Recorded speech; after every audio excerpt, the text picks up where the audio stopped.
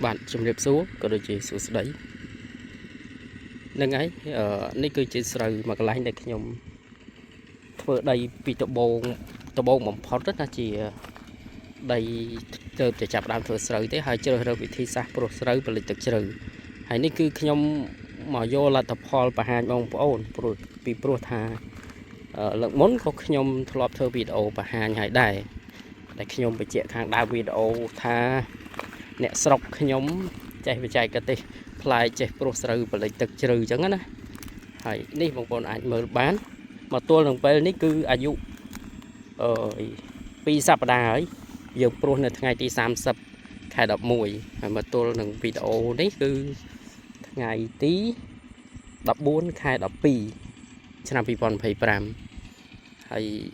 ខ្ញុំព្រោះស្ដាងទេដោយសារទី1វាពូជយើងពូជកញ្ចប់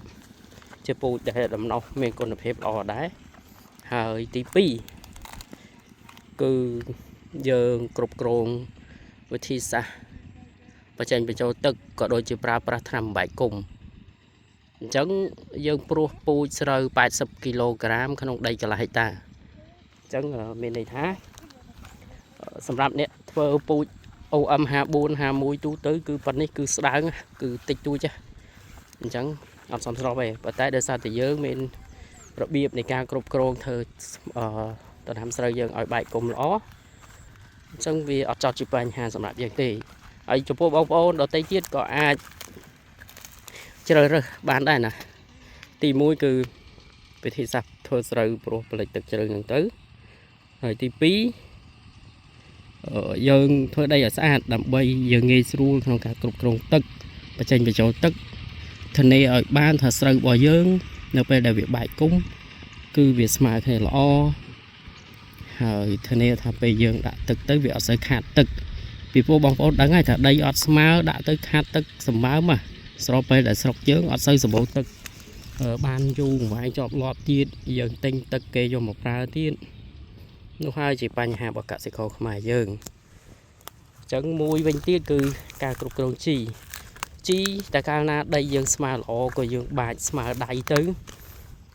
ធានាបានថាវាស៊ីបានស្មើគ្នាវាអត់លើសលោះដោយការ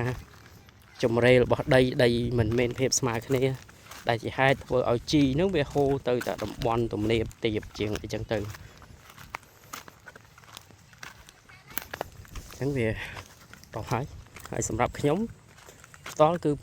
ដំណោះប៉ុណ្នេះគឺអូខេទទួលយកបានស្អាតហើយ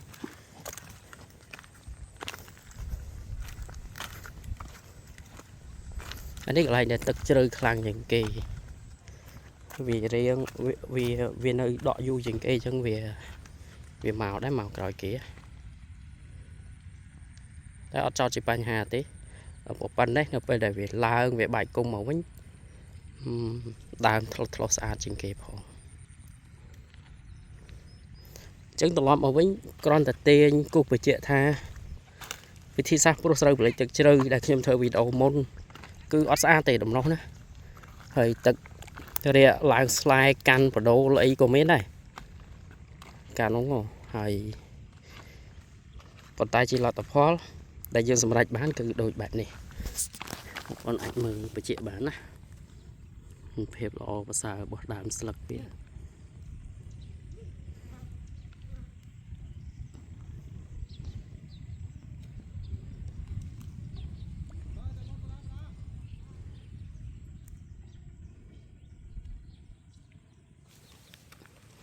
จึงจงបង្ហាញប៉ុណ្្នឹងទេអរគុណសម្រាប់ការតាមដាន